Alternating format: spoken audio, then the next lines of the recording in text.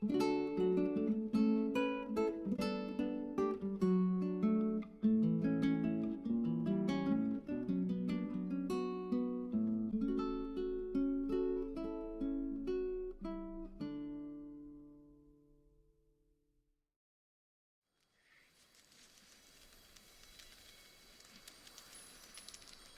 Tyrant's Beloved Empress. Chapter 1. Heaven and Earth. The first wave of snow fell on Yejing in the early winter of the third year of the Wangye era. The specks of white were like feathers floating to the ground, covering the droplets of blood. A carriage sped down the street with urgency, disturbing the resting snow. On the silent street, a man's roar awakened the slumbering town. Faster! Go faster! Xiao Sheng's eyes were red as he hugged a feeble person in his arms. He calmed his voice and said, "Don't be afraid, I'm taking you back to the palace. It's going to be fine." The man's voice was lowered into a soft whisper for fear of alarming the person in his embrace. And the person in his arms was a handsome man dressed in a golden robe with a white jade crown adorned on his hair. He had long brows and phoenix eyes. His nose arched tall like a mountain and his lips were moist and pink. There was a little tear mole under the left corner of his eye, adding a touch of gentleness to the already stunning visage. If he was not in a debilitated state and had blood dripping from his mouth, the man would have incited many hearts to patter. "Your Majesty." The long eyelashes trembled as Changqing struggled to open his eyes and parted his lips to speak. The first image that he saw was Xiao Sheng's frightened look. He was a little confused. They have been married for 10 years but they were not intimate. Back then, Xiao Sheng did not ask for his consent before requesting their marriage from the Empress Dowager. And Changqing had been filled with fear and reluctance towards Xiao Sheng and thus, they had always been estranged from each other. Xiao Sheng saw through his unwillingness and did not force him either. The two had lived their separate lives in the Wang manor through the years. Later, when Xiao Sheng ascended the throne, they changed their residence but they still continued on to live their lives separately. This intimacy was a first time for them. Although they were not close, and Changqing could tell that the worry in Xiao Sheng's eyes was sincere. He thought to himself that those rumors outside must be not true. "Changqing," Xiao Sheng looked into his eyes. His voice was shaking. "Does it hurt?" And Changqing wanted to shake his head but his inside suddenly burst with pain as though someone had stabbed and twisted the knife deep into his organs. "It hurts," and Changqing writhed in pain. He clenched his teeth but more blood kept gushing out. Xiao Sheng hugged him tighter. He wanted to help him but there was nothing he could do. He stroked his hair and softly comforted him over and over, "We're almost there. We're almost there." The sound of the rapid horses passed through the palace gates and headed straight for Kaiwu Palace. Over 10 imperial physicians had been kneeling outside the hall.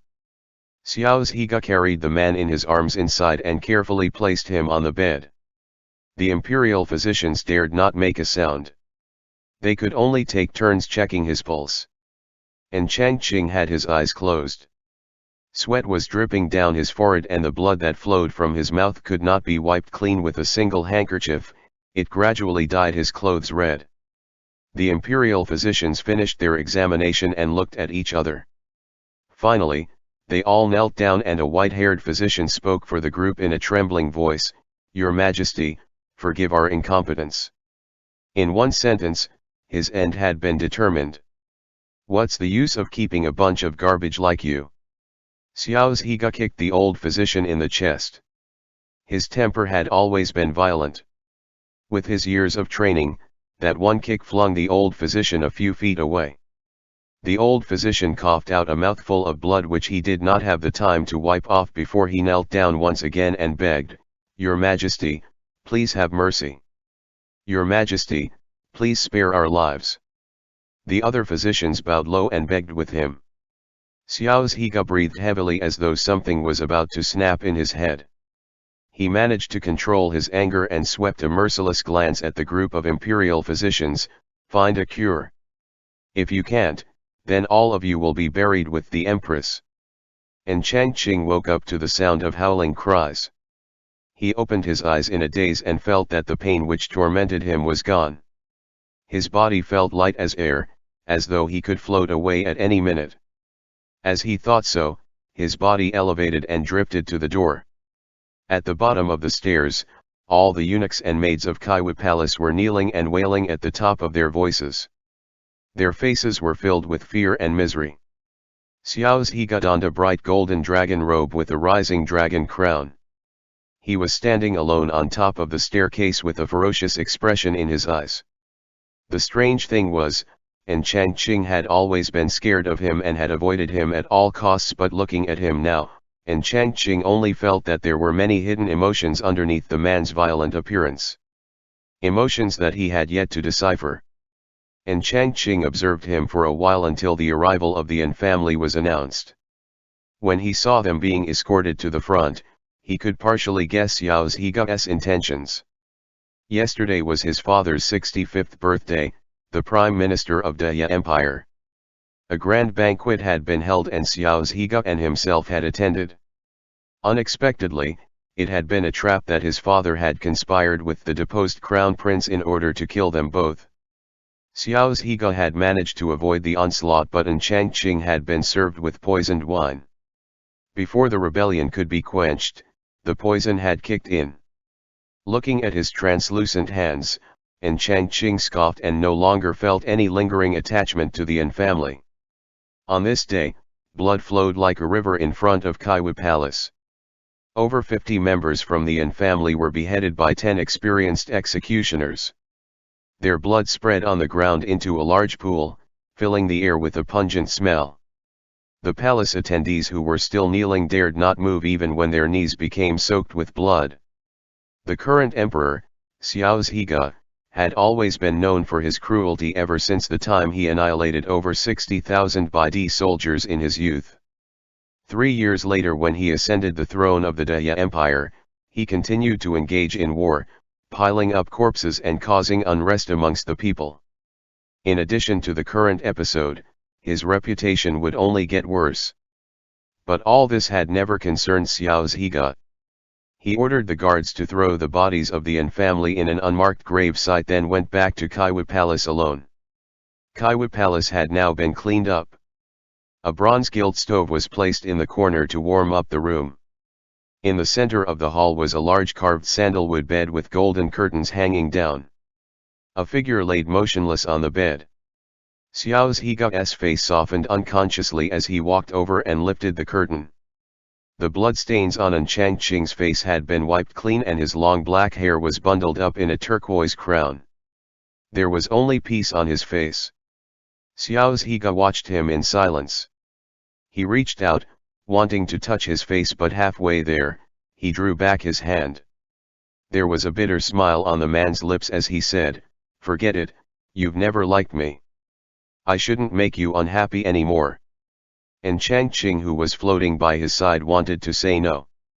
It was not that he didn't like him, he had just never tried to understand him. Every time he saw those fierce brows and thought of those terrifying stories, fear would instinctively fill his whole being. That was why he never took the initiative to get close to him. But no matter what he wanted to say now, it was already too late. Xiao Zhiga stayed with him for a while before calling in the palace attendants to send Changqing's body to the royal burial grounds. When Changqing's body was carried out, Xiao Zhiga was the only one left in the palace. Changqing looked at his back and only felt that the once vigorous and dignified emperor looked weary under the setting sun. ******. Young master, would you like something to eat? A familiar voice suddenly rang through his ears. Changqing opened his eyes in a trance and saw Anfu's jubilant face. Seeing that Changqing was still in a daze, Anfu called again, "Young master." Changqing tried to move his body but only felt overwhelming weakness, like he was a cotton ball, soft and light but unable to move on his own. His actions were clumsy, like his body was not his own. That's right, this shouldn't be his body. After all, he had died a long time ago and his soul was turned into a ball of wisp, wandering the earth for many years. Anfa became worried seeing him like this. He frantically wanted to call for someone. Could it be that there was something wrong with the medicine? Young master, you wait here, I'm going to call for a physician right away. After speaking, Anfa ran out in a hurry, but on the way, he bumped into a group of people. We're leaving soon, where are you running off to? The one who spoke was a middle-aged man with clear features and a pair of phoenix eyes, just like Xiu Sheng's. He was Xiu Sheng's father, Zhikao, and also the current Marquian. By his side was the Marquionison, Li Shi, standing with her maid. Behind them were several sturdy servants. Anfu immediately knelt down and replied, "The third young master is not feeling well, maybe it's because he took too much medicine yesterday." And Changqing did not consent to this marriage from the beginning. Although the Deya Empire did not restrict it, having a male wife in the royal family was unprecedented. Moreover, the northern warlord Xiao Zhiga had a notorious reputation in the capital city of Yejing. Rumors had it that he was temperamental, ruthless, and bloodthirsty. Every month, there would be bodies of brutally beaten servants being thrown out of his estate. Even if Changqing was only an unfavored son of a concubine, making him live in such a dangerous environment as a Wangfei, he was very unwilling. All he wanted was to become an official and protect his mother and sister. Marrying the northern warlord destroyed everything that he had planned. He had tried to oppose it but was only forced to take a dose of paralyzing powder which turned his muscles into jelly. He could only sit still while the servants dressed him up in red like a puppet. Ignore that. The people from the Wang manor have already arrived, and Zhikao waved his hand and looked at Changqing, help the third young master out. The still hazy Changqing was then covered with a red headpiece and escorted out by two servants. Changqing was powerless, but in his confusion, he could still feel the pain on his arms from being held by the two servants. This did not seem like a dream at all. When he got on the sedan, the escorting troop began to play their sauna horns. The carriage then made a few rounds through the streets of Yejing before reaching the northern warlord's manor. The Wang's manor was filled with guests. They were all talking and laughing as though they were about to watch a good show. The northern warlord's mother had died early. At the age of 10, a Taoist master had read his fortune and stated that he had a disharmonic aura and would attract evil, causing him to lose the favor of Emperor Qing. Before he even reached the age of 12, he had enlisted himself in the army.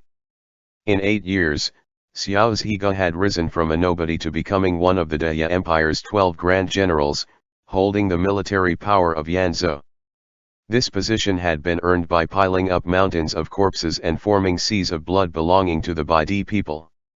The title of northern warlord Xiao Zhiga not only brought fear to the Baidi people but also to his own people. Even children sang a song in his name. In the heavens, there's the God Killer. On earth, there's Tai Sui.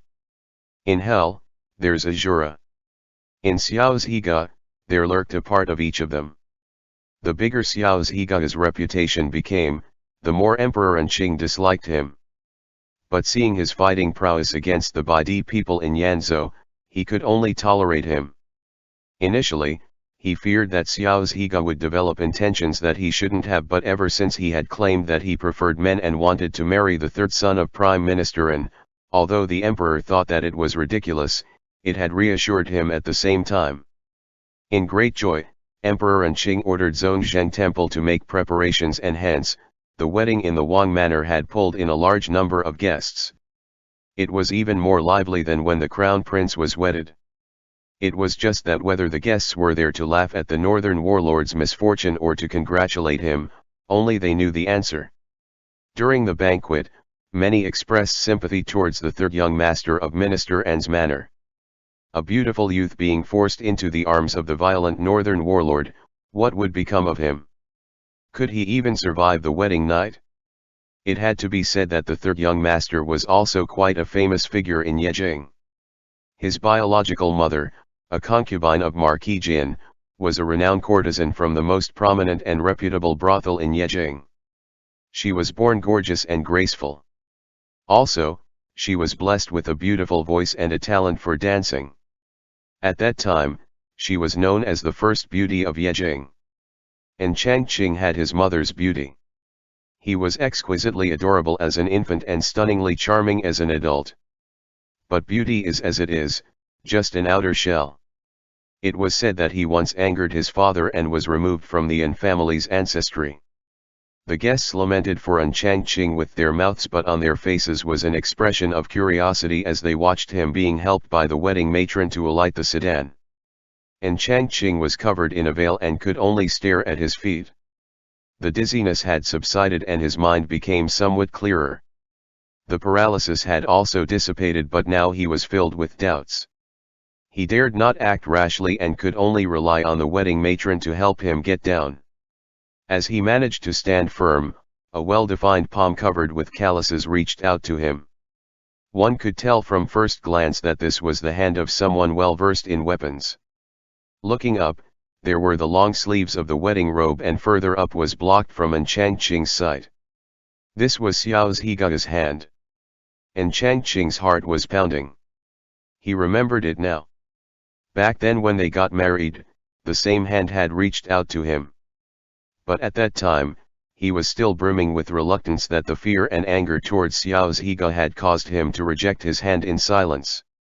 He did not even take a look at this hand that had weathered countless storms.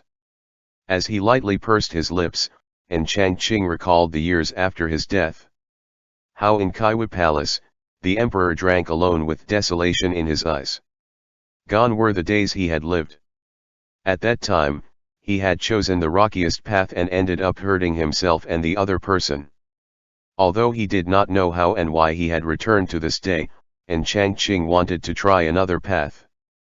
Therefore, before the hand could pull back, and Changqing slowly reached for it and held it firmly. The hand was indeed as rough as it looked.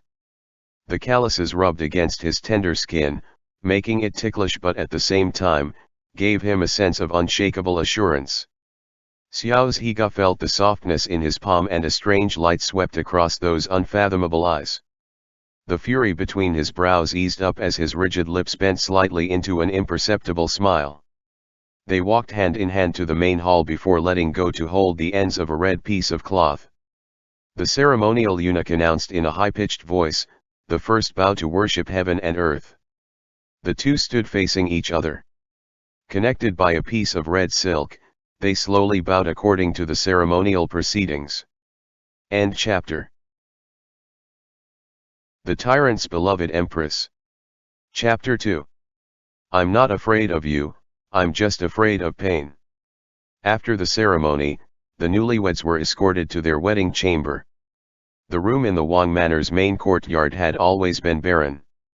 The tiny bit of red-colored decorations did nothing to elevate the missing sense of festivity.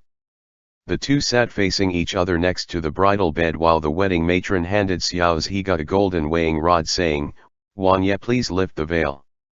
Xiao Zhiga did not respond. He solemnly looked at the person in front of him, deep in thought. Seeing his inaction, the wedding matron awkwardly called out to him, "Wangye."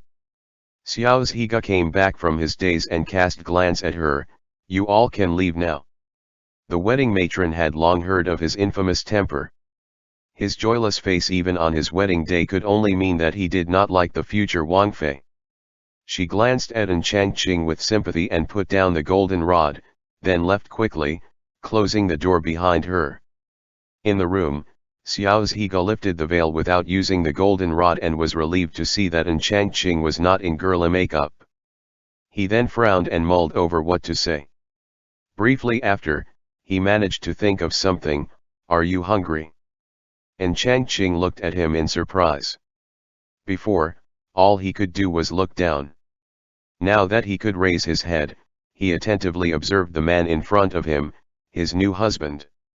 In the previous life, despite of the many years they had lived together, he had never looked twice at this person due to his fearsome reputation. Only with a closer look did he discover that he was a man of outstanding facial features. At present, he was only known as the emperor's unloved son. In the eyes of the courtiers, he was the prince who had lost all qualifications to succeed the throne. In the eyes of the common people, he was the bloodthirsty warlord who had killed tens of thousands without blinking. But at this moment, Changqing was using his heart to look at him. What he saw was an immature young man who still had much growing to do. Although he had a brooding expression, it had not reached the later stage where it could stop infants from crying. His eyebrows were sharp as swords with a shallow frown in the middle. His black eyes were like bottomless pits sitting in a deep pair of sockets. Combined with his high nose and thin lips, it gave his face a majestic and dignified look. Changqing smoothed his brows and gave him a soft smile. Whether this was the real thing or a fantasy, he still had to take the first step. He had once believed the rumors and not only trapped himself but had also wronged Xiao's Higa. This time, he would try to get to know this person. No one was born cruel. The cold-blooded emperor of the future was also once a soft-hearted young man who had asked his Wangfei on their wedding day if he was hungry. It was just that everyone else had chosen to ignore these trivial details, including himself. "Shouldn't we drink the wedding wine first?" Changqing smiled at him sweetly and asked. Once again, he was stricken with surprise. Xiao's Higa did not expect Changqing would present such an attitude towards him. He was stunned briefly before pouring them each a cup of the wedding wine. "All right." Their arms crossed as they drank the wine, like a pair of mandarin ducks. Xiao's Higa stood up after drinking the wine, ready to go out to entertain the guests. When he walked to the door, he turned back and said, "The kitchen has prepared some snacks. If you're hungry, send someone to get some." Without waiting for Changqing's response, he strode out of the door. Changqing looked at his back as he was leaving. There exuded a sense of firmness and vigor like that of a pine tree, many times more alive than the gloomy emperor he had once become. Xiao's Higa went out to entertain the guests in the front courtyard while Changqing stayed behind in the bridal chamber. Judging from his attitude, Xiao's Higa did not treat him like a woman just because Changqing was married to him. Changqing was not reserved either. He took off the heavy crown and cumbersome clothes to stretch his muscles. Without the weight, his body felt a whole lot lighter. He put on a casual dark red overcoat and tied his long hair back, then called for Anfu to get some snacks from the kitchen. The kitchen had prepared a variety of pastries. Changqing ate a few pieces to appease his hunger before he calmly analyzed the situation. In the beginning, he had thought that it was only a dream. After he had died, his spirit hadn't disappeared but had been trapped inside the huge palace. It was there that he had watched as Xiao's Higa became more violent and increasingly reckless. In the 3 years after his death, Xiao's Higa had launched 5 wars. Although he had managed to drive the Baidi people to the edge of the grassland and occupied almost half of the Shiwei Empire, the Deya Empire had suffered heavy losses. Due to the continuous years of war, countless fields had been abandoned, and as winter dawned, severe famine had spread for thousands of miles. As it had escalated, the commoners could only resort to cannibalism. Deya Empire had turned into a purgatory in the mortal realm. The people at the bottom of the pit were then united by a movement established by the deposed crown prince, Xiao Qian. With the support of 2 grand generals Zhu Enliang and Shi Lizheng, he had gathered 200,000 refugees and surrounded the capital city of Yejing. That was the start of what would then be called the battle to slay the dragon. That had been a fierce battle. Xiao's Higa, with over 10 years of battle experience, had guided his troop of 50,000 men like a god of war to defeat the 200,000 refugees. In less than a month, corpses had piled along the borders of Yejing, reaching almost as high as its walls. The refugees had to climb over the corpses of their brethren while Xiao's Higa stood over the wall, looking down at them like the Grim Reaper. However, a month later, the gates of Yejing were opened. But it hadn't been because the refugees had managed to break through but because it was opened by a guard who had been ordered to do so. The deposed crown prince and the 2 generals led their troops into the palace. After a quick search, they found Xiao's Higa alone in the secluded Kaiwa palace. The lonely emperor had sat by the window of Kaiwu Palace and had ended his life with a sharp knife. The deposed crown prince chopped off his head and hung it on the gate of Yejing while his body had been thrown into a mass grave and eaten by wild dogs. He had claimed to have killed the tyrant under heaven's mandate. Only in Changqing, who had been watching him in silence, knew that Xiao Zhiga was actually winning. The imperial army personally trained by him was one of the most formidable troops and they were absolutely loyal to him. Although the refugees had the numbers, their fighting capabilities were inferior. Furthermore, their troops had been reduced to 50,000, it was just a matter of time before they were annihilated. But that night, Xiao Zhiga called in his second-in-command and gave him one last military order, to open the gates of Yejing and surrender. The man then sat in Kaiwu Palace with a piece of jade in his hand. He looked at it all night and at the break of dawn, he had decided to end his life. No one knew what his last thoughts were, only in Changqing had been able to get a glimpse. The late emperor had in his hand a piece of jade carved with a twin fish symbol, the very same one his mother had given him on his 10th birthday. It had been with him for 18 years until the day he died. And Changqing thought that the memento had been buried with him. He did not expect that it would be in Xiao Zhiga's hands. Because it hadn't been buried with him and kept in the hands of the dead emperor, it had accompanied his corpse when it was thrown into the mass grave. At that time, Changqing had wanted to cover his body with a straw mat but he could not even do so. He could only watch the headless body of the emperor being eaten by vultures and wild dogs until only the bones were left. Without the flesh and blood, the piece of twin fish jade was exposed and picked up by a beggar passing through the grave. That day, looking at the empty palm of the skeleton, Changqing had suddenly cried. He had only felt an overwhelming sadness like never before. The intense crying had sent his consciousness into chaos and when he woke up, he was back to the winter of the 15th year of King Li era, the day he was wedded to Xiao Zhiga. Changqing looked down at his opaque hands and gave his cheek a pinch. The touch was so real, it was not like a dream at all. Maybe this was a blessing from the heavens. Maybe because he had lived a muddled life and made too many mistakes that he had been given a second chance to do it again. Being able to do things over, he couldn't possibly follow the footsteps of an overthrown chariot. As he was in deep thoughts, Anfu's voice outside the room sounded and the door creaked open. Changqing turned and saw the youthful Xiao Zhiga walking calmly towards him. Wangye, Changqing got up and greeted him with a smile. As he got closer, Changqing realized that he had a strong smell of alcohol, probably from having too much wine.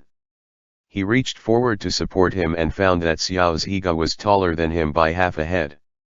His body was robust and his arms were hardened with muscles. Fortunately, although he had too much to drink, his mind was still clear. He let Changqing walk him to the bed and sat down. After settling him down, Changqing took Anfu to the kitchen to make some hangover soup.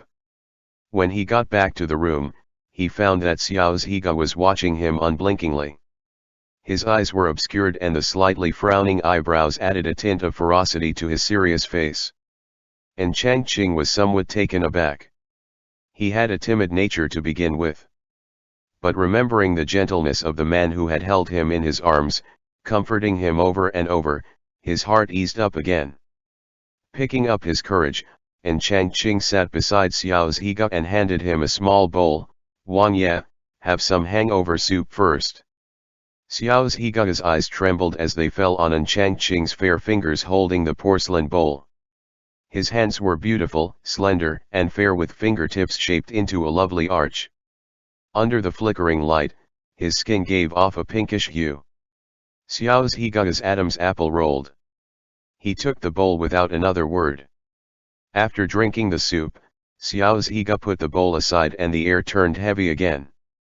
Xiao Zhiga had always been a man of few words while Changqing was getting nervous with the upcoming part of the wedding. In their previous lives, they had never consummate their marriage. At that time, he only had fear and dislike towards Xiao Zhiga. Not crying at the sight of him was already his best effort. Even when they had exchanged the wedding wine, one was carrying a frightened expression while the other was expressionless. Xiao Zhiga seemed to have seen his fear and had gone to sleep in the study without saying anything. And he continued to do so for a long time. Back then, he had been relieved to have escaped this stage. But in this life, this had to change. And Changqing had a little knowledge about how that thing was done between two men. He comforted himself that with proper preparations, it shouldn't hurt. Moreover, rumors were not credible and he had learned this the hard way in his past life. Xiao Zhiga shouldn't be brutish in this aspect like what the rumors implied. Right? And Changqing's face turned red. He sneaked a glance at the top of the bed and saw two small porcelain jars. It should be for them to use for doing that. He clenched his fingers nervously. And Changqing tried to make his voice sound natural. Wangye, it's getting late. Why don't we go to bed? He sounded calm but even his exposed neck had turned red. Xiao Zhiga remained motionless, only his eyes turned a shade darker. His silence caused Changqing to feel unease. The blush on his face also faded as he looked at him at a loss. They sat on the bed side by side in silence. Even though Xiao Zhiga did not make a move, he did not seem to be rejecting him either. Thinking of how the once emperor had clutched his piece of jade in his hand even in death, Changqing's courage grew a little. Not minding his thumping heart and blushing face, he moved in closer to Xiao Zhiga, grabbed his shoulder and planted a kiss on the man's lips. Since the mountain refused to come to him, he would go to the mountain. The man's lips were partially dry but unexpectedly soft and carried a touch of warmth. Changqing nudged at it for a while but did not know what to do next. For 2 lifetimes, he was never in a relationship, whether it was with a man or woman. With it came to the topic of making love, he really had no experience, kissing was the limit of his knowledge. When he was thinking if he should withdraw, a powerful force held onto his waist. The man who had been stirred up by him had suddenly turned from being a guest to a host, brazenly locking onto his lips. Changqing's lips were pried open and the man's tongue drilled straight in. Even kissing was like war to him, always on the offense and leaving the other person no room to retreat. Changqing was kissed till he was almost out of breath. His arms unknowingly wrapped around Xiao Zhiga's neck and hung there powerlessly. It took a long time before Xiao Zhiga let him go. The rugged hand moved along the side of Changqing's cheek and lightly pinched his chin. With a keen look in his eyes, he asked, "Do you not fear me?" He had expected Changqing to oppose this marriage. After all, he was the one who forced this marriage on him. Moreover, according to his investigation, Changqing had an elder cousin who was attentive towards him. The two appeared to be quite close. Xiao Zhiga was ready to face his wrath or cold shoulder but he never would have expected that Changqing would take the initiative to be intimate towards him. Xiao Zhiga's heart was tugged at.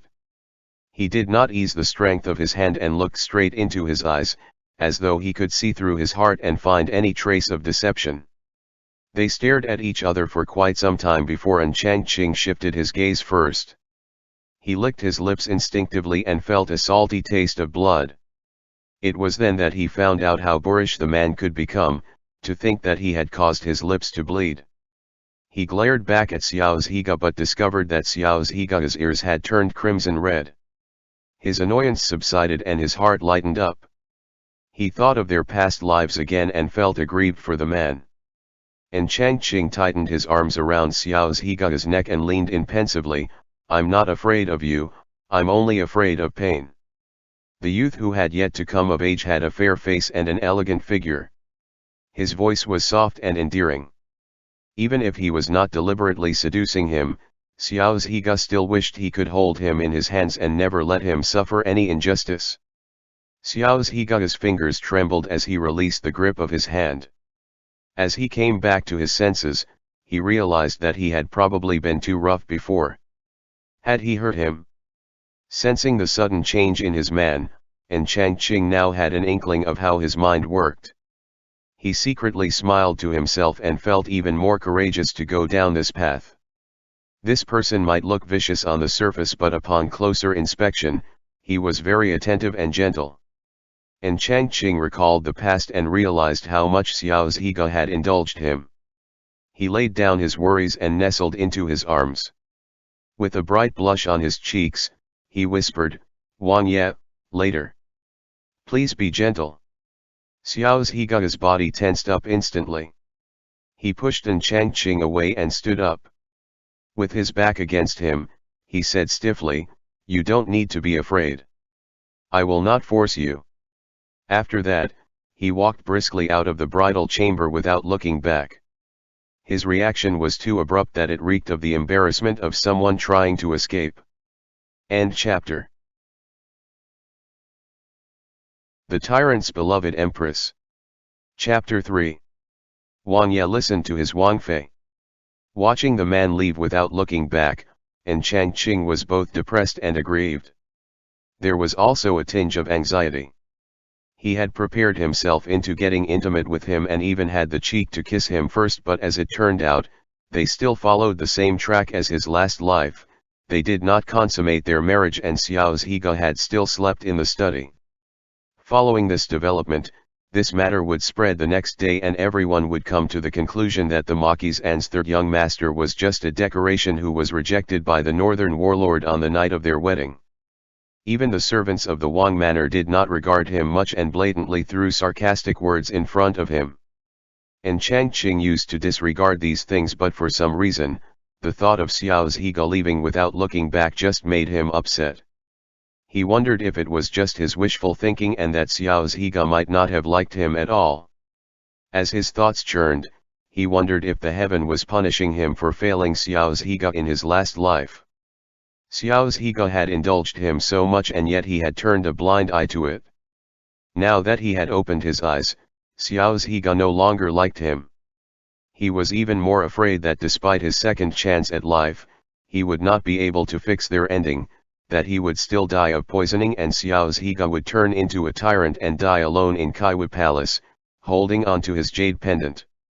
Tossing and turning in bed, and Changqing only managed to doze off at midnight. But even in his sleep, he saw the events from his past life play out on a loop. He had returned to the time of his death and felt his insides twisting and stirring. The pain was too horrible that he just wanted to die. When Anfu came to call him early the next morning, he found that An Changqing was drenched in sweat like a fish just out of water. His face was pale and his eyes were red with dark patches underneath them, looking completely haggard. "Young master." Anfu certainly knew what had happened last night. He anxiously said, "Wangye had someone pass on a message that you don't have to go to the imperial palace today." And Changqing showed him a soothing smile and rubbed his temples. "Have someone fetch some water, I'm taking a bath." Anfu received his order and immediately went to carry it out. And Changqing sat for a while before entering the bathroom.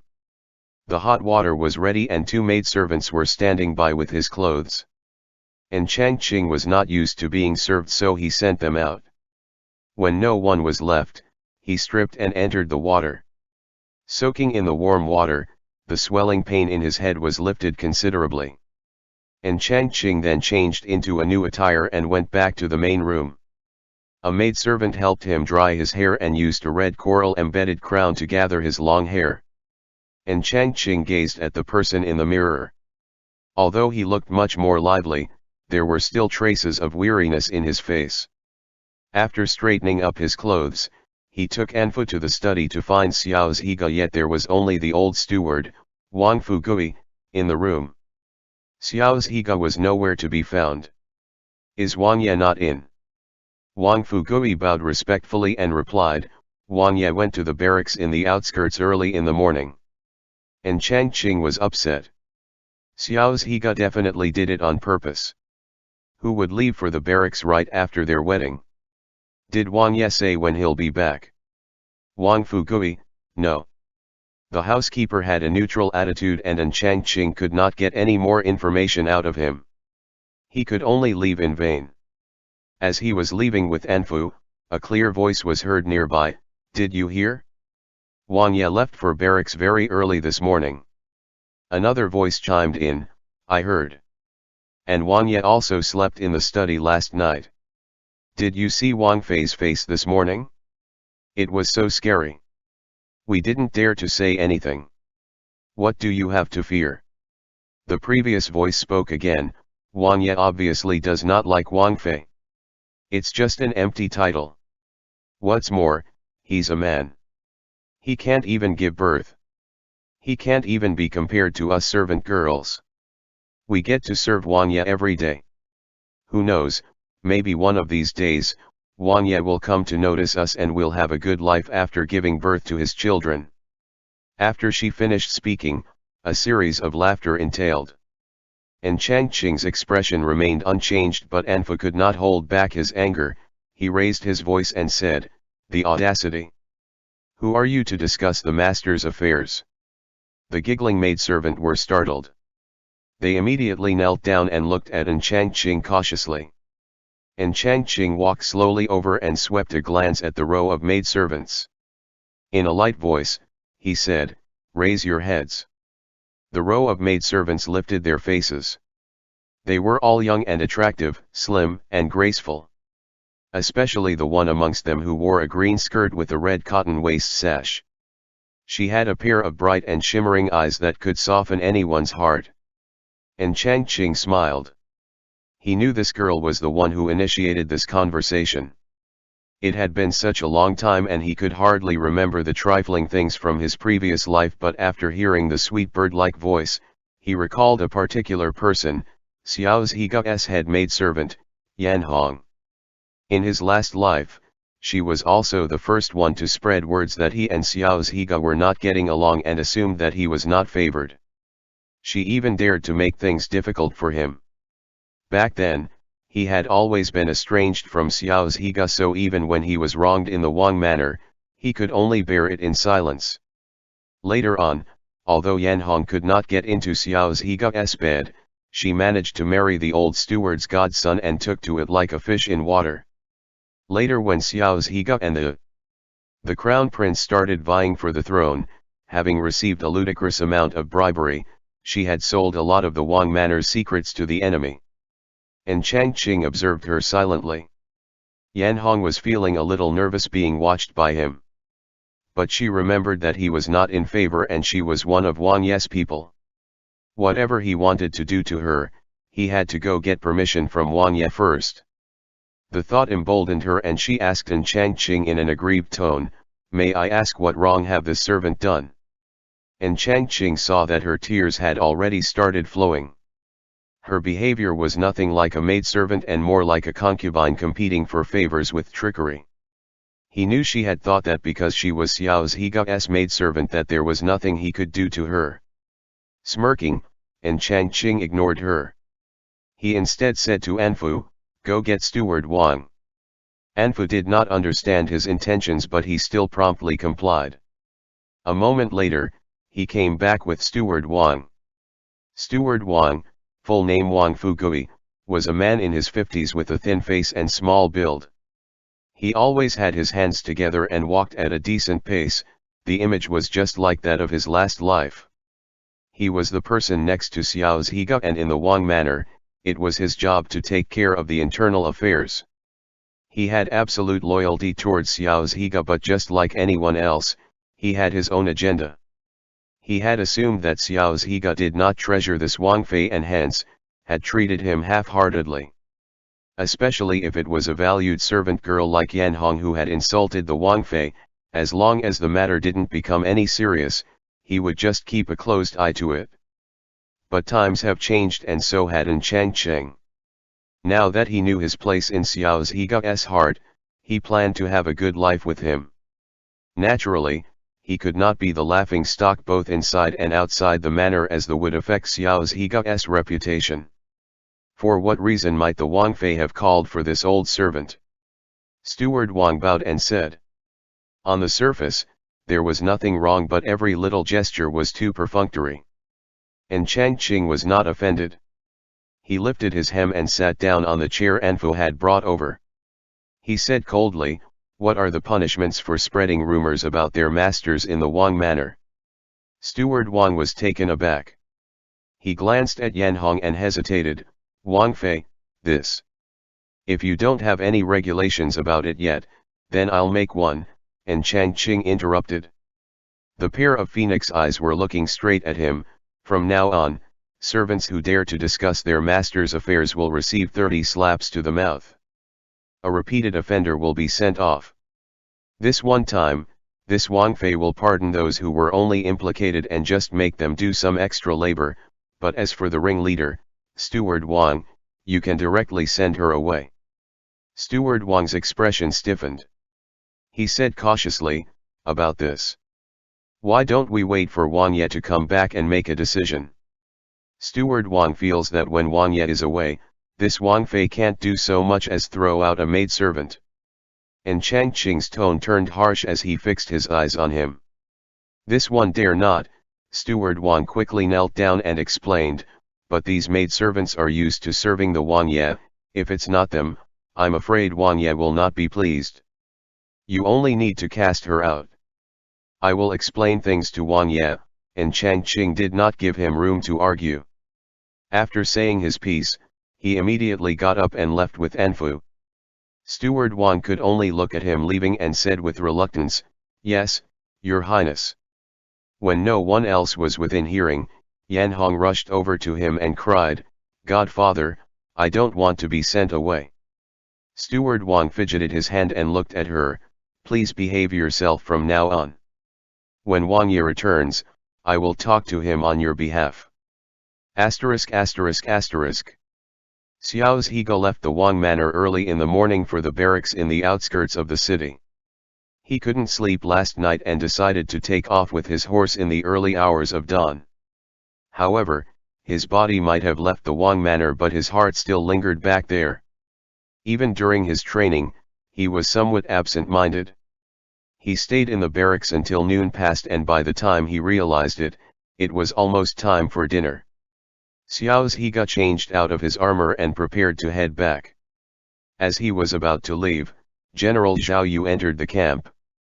The moment Zhao Yu saw him, he smiled broadly and greeted, "It's just the second day after your wedding, why didn't you spend more time with your Wang Fei?"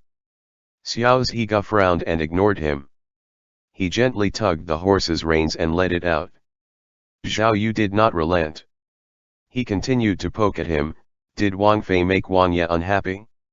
That's fine, I happen to know some new beauties in town, why don't I send them to your place tomorrow?" As one of the 12 generals, Zhao Yu and Xiao's Higa had never liked each other.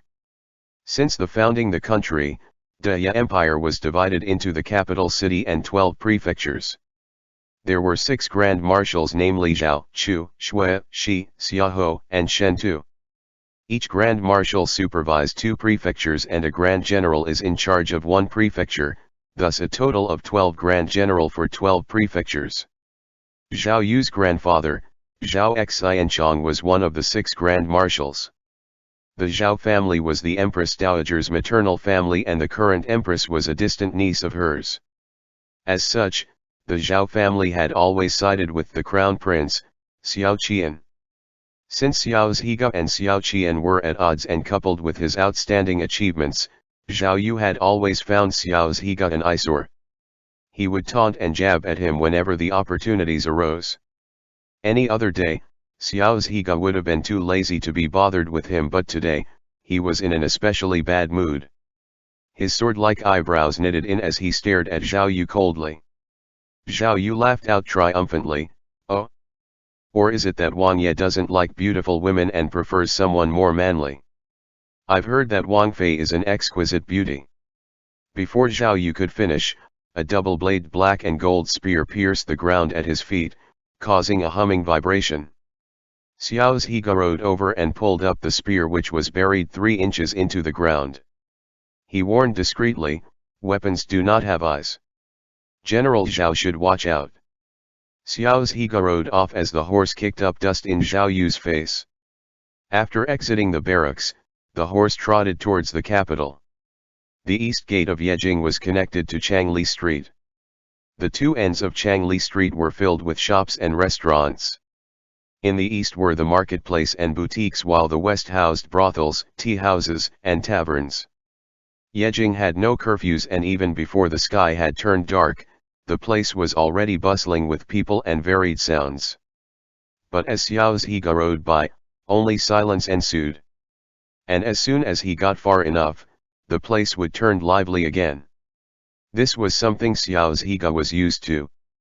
As he was passing a pastry shop, he hesitated and stopped. The shop was called San Weizai, the only shop in Yejing that sold a variety of unique snacks. Every day, many queued up to buy from them, including the servants sent by high-ranking officials and the imperial family. After mulling it over, Xiao's Higa decided to go in. The people lining up saw him and moved aside. Xiao's Higa did not mind. He said to the shopkeeper, "A box of plum blossom cakes." He remembered his vice-general once said that the plum blossom cakes from San Weizai were the best. His wife loved them, and whenever he made her angry, buying her a box of these would surely help in coaxing her. The shopkeeper packed the cakes in a box and handed them to Xiao's Higa with trembling hands. He dared not even ask for money. He forced a smile and said, "Would Wangye like something else?" Xiao's Higa threw him a small silver ingot as payment and rode away. Asterisk asterisk asterisk. Back at the manor, Steward Wang went to greet him, and Xiao's Higa handed him the box of pastries.